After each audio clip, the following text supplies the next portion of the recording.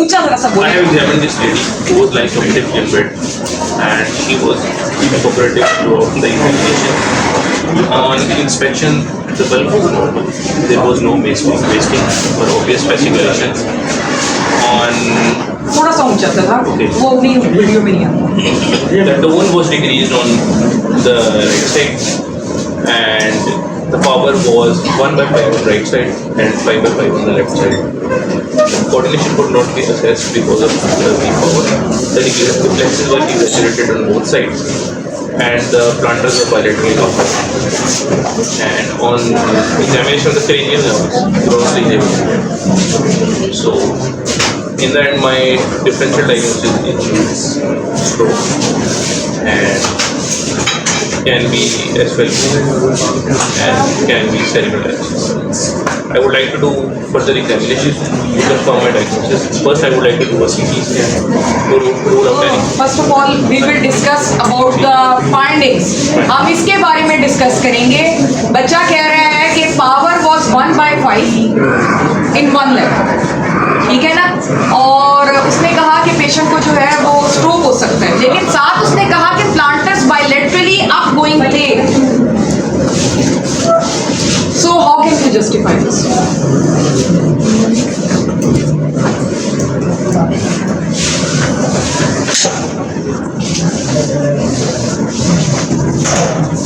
Is there any way to justify कि planters up going हो in a patient of stroke? अच्छा चलो, anyway, आपने कहा ये स्ट्रोक है, ये स्ट्रोक में why didn't you check upper limbs?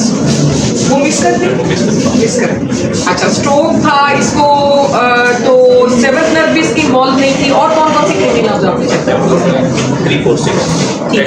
और कितने टाइप के स्ट्रोक्स होते हैं जिसके अंदर जो है वो बाकी की क्रिटिकल्स भी इन्वॉल्व होती है? क्योंकि हमें तो पता ही नहीं ना तो ये एंटीरियर सर्कुलेशन का पता चला हमें कि ना पोस्टीरियर सर्कुलेशन का, सेवंथ नर्व भी इन्वॉल्व नहीं थी। हमें सिर्फ ये पता है कि इसका मोनोप्लीजिया था।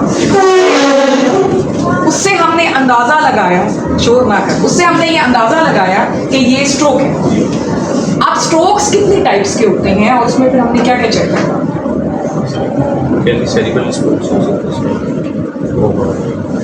इंटीरियर Anterior circulation है है, posterior circulation. और पोस्टीरियर सर्कुलेशन है। इंटीरियर सर्कुलेशन के लिए आपने चेक करी 7th। 7. पोस्टीरियर सर्कुलेशन स्ट्रोक्स कौन कौन से होते हैं और क्या क्या आपने उसमें चेक करना? उसमें cerebral strokes है, उसमें सेकंड राउंड चेक कर लेंगे, विजन लॉस को मतलब इसका विजुअल फील्ड डिफेक्ट्स हैं ठीक है। वो देख लेंगे, स्पीच देख लेंगे, उसमें cerebral प्रॉब्लम नहीं है। और व्हाट इज वेलेनबर्ग सिंड्रोम? इस तरह से क्वेश्चन होता है। हम लेटरल मेडुलरी सिंड्रोम हाँ, वो क्या उसमें क्या क्या फाइंडिंग्स हैं?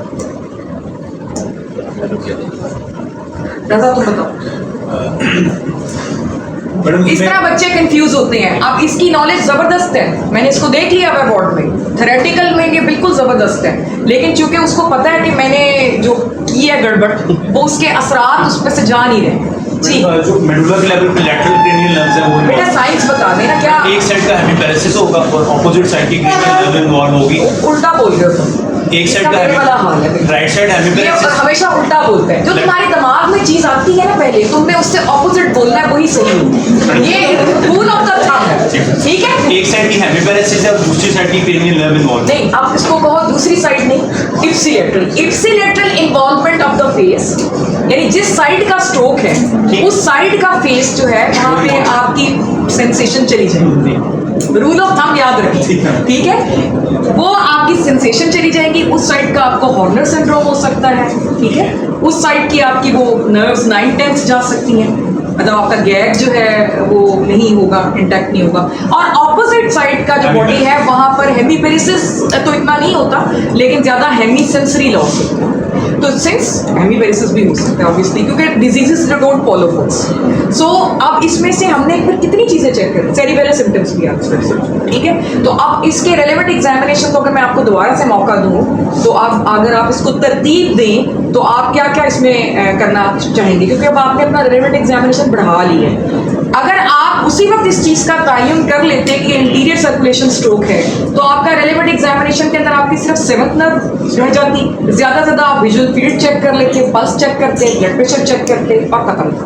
लेकिन अब हमें पता ही नहीं है कि ये इप्सिलेटरल था या कॉन्ट्रालेटरल था, किस साइड की नर्व थी, किस साइड का हेमिप्लीजिया था। तो अगर ऑपोजिट साइड की नर्व इन्वॉल्व हो, एक साइड की नर्व और ऑपोजिट साइड का हेमिप्लीजिया हो, तो वो पोस्टीरियर सर्कुलेशन है। और पोस्टीरियर सर्कुलेशन में बहुत सारे स्ट्रोक्स हैं, इवन एंटीरियर इंफीरियर सेरिबेलर भी आ जाते हैं। एंटीरियर इंफीरियर सेरिबेलर और पोस्टीरियर इंफीरियर सेरिबेलर में क्या फर्क है? साइंस से ऑब्वियसली मैं आपसे ये नहीं पूछ रही कि वो आर्टरीज कौन सी होती है, बच्चा हंसमुख है। उसमें बिल्कुल वेलेनबर्ग वाली पिक्चर्स आती हैं, सिर्फ और सिर्फ उसमें ये होता है कि 7th नर्व और 8th नर्व जो है वो एक्स्ट्रा इन्वॉल्व होती है। 7th 8th या 6th है, इसमें थोड़ा सा मैं कंफ्यूज कर। तो अब इंटीरियर अगर होता तो हम ये सिर्फ चेक करते। व्हाट माय पॉइंट, आपने क्या किया, आपने सबसे पहले जो है वो लोअर लिम्स का आपको कमांड मिला, वो आपने एग्जामिन की, आपको उसमें मिल गई कि एक साइड की लिम्ब जो है वो इन्वॉल्व है, लोअर लिम्ब। अब आप गए ऊपर बाजू पर, आपने उनकी ग्रॉस पावर चेक की। अब अगर राइट लोअर लिम्ब इन्वॉल्व है, साथ राइट अपर भी इन्वॉल्व है, आप डायग्नोसिस पहुंच गए कि ये हेमिप्लीजिया। अच्छा, अब उसके बाद जब आपने ये देख लिया हेमिप्लीजिया, तो आपने देखना है ये इंटीरियर है या पोस्टीरियर। मोस्टली इंटीरियर आते हैं आपके पास, लेकिन फिर भी आप जो है वो ऊपर चले जाएंगे फेस के ऊपर, आप उसकी 7th नर्व चेक करें। अगर 7th नर्व उसी साइड की इन्वॉल्व है जिस साइड का हेमिप्लीजिया है, और उसमें ये होगा कि एंगल ऑफ माउथ दूसरी तरफ होगा, यानी एंगल ऑफ माउथ उसका लेफ्ट पे जा रहा है, तो इसका मतलब है वो इंटीरियर सर्कुलेशन। आप ऊपर आएंगे, आप कहेंगे कि मैंने इसकी फंडस देखनी है, ठीक है, आप फंडोस्कोपी करेंगे, आप ब्लड प्रेशर चेक करेंगे, बल्कि उससे पहले कैरोटिड रूई देख लेंगे, ब्लड प्रेशर चेक करेंगे, पल्स देख लेंगे, रेगुलरली इरेगुलर है, इरेगुलरली जैसा, खत्म, फिनिश। आप पोस्टीरियर सर्कुलेशन स्ट्रोक अगर है तो उसमें जरा सा आपका लंबा हो जाएगा। उसमें फिर आपको कौन कौन सी क्रीमिनल्स चेक करेंगे? उसमें फिर चेक करेंगे, फेशियल सेंसेशंस चेक करेंगे कि तो नहीं है। उसमें फिर आप क्या करेंगे कि 3rd 4th 6th वो आपने चेक कर लिया। सेरिबेलर फीचर्स के लिए आप जो है निस्टिग्मस भी चेक करेंगे जब आप 3rd 4th 6th पर जा रहे हैं, ठीक है ना। इधर करके देख लिया थोड़ा सा निस्टिग्मस, इधर करके देख लिया थोड़ा सा निस्टिग्मस। फिर उसके बाद यहीं पर आप देख लें कि एनहाइड्रोसिस और साथ सेंसेशन भी चेक हो जाएगा, प्रोसेस, प्यूपिल, ये सारा भी चेक हो जाएगा उसके लिए। और उसके बाद जो है आप और 9th और 10th नर्व भी चेक कर लेंगे। सिंपली उसको कहें आ बोले, बस ये आपने देखना है कि वो आ बोलता है, उसका यूवुला ठीक ऊपर मूव करता है, ठीक है।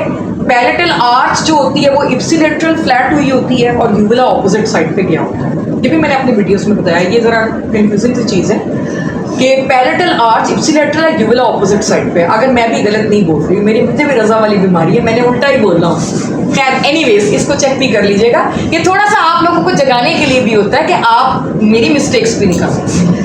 सो वो आपने चेक किया, ठीक है। स्पीच आप उसी वक्त चेक कर लिया करें जब आप मरीज से कंसेंट ले रहे होते हैं और आप कहते हैं जी आपका क्या नाम है, तो वो जब आपको बताता है तो सेरिबेलर स्पीच 2 तरह की होती है। एक स्कैनिंग होती है, इसमें वो चबा चबा के बोलता है, और एक होती है स्लर्ड, उसका आइडिया आपको उसी पे हो जाएगा, ठीक है। अगर आप इतना भी कर लेते हैं ना, खत्म, मतलब I would not ask anything from you, ठीक है। और अगर आप मजीद करना चाहते हैं तो उसमें एक टेस्ट फिंगर नोज यहाँ से कर लें, एक टेस्ट जो है वो नीचे से कर लें, बस ये इतना है। अच्छा, अब